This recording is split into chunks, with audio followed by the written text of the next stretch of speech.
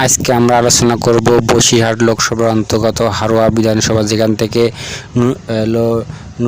তিনি জয়লাভ করছেন। এখানে 2024 সালে এই বিধানসভায় লোকসভায় টিএমসি ভোট পায় 1,45,376 ভোট এবং বিজেপি ভোট পায় 34,255 ভোট 35 ভোট এবং আইএসএফ ভোট পায় 34,365 ভোট।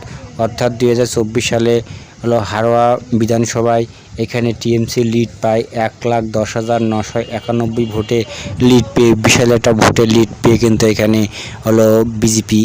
টিএমসি এগিয়ে থাকে।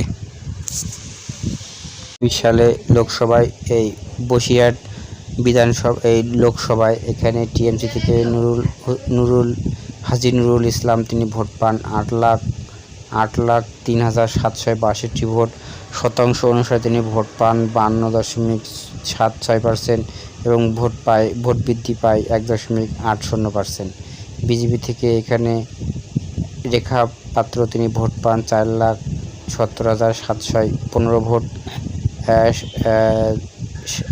70,215 ভোট এবং শতাংশ 30% তিনি ভোট পান। আইএসএফ এখানে ভোট পান 1,23,500 ভোট, শতাংশ 8%। এখানে টিএমসির প্রার্থী হাজী নুরুল ইসলাম তিনি জয়লাভ করেন 3,33,547 ভোটে জয়লাভ করেন।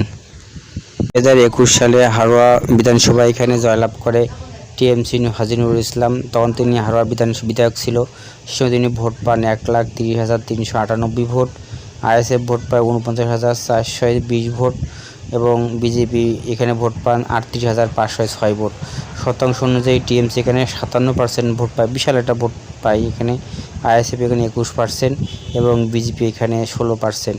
এখন দেখা যাক উপনির্বাচনে এই আসনটি ফাঁকা আছে, কোন দল জিততে পারে। যদি আমার চ্যানেলটি ভালো লাগে থাকে আপনারা সাবস্ক্রাইব করে রাখবেন। ধন্যবাদ।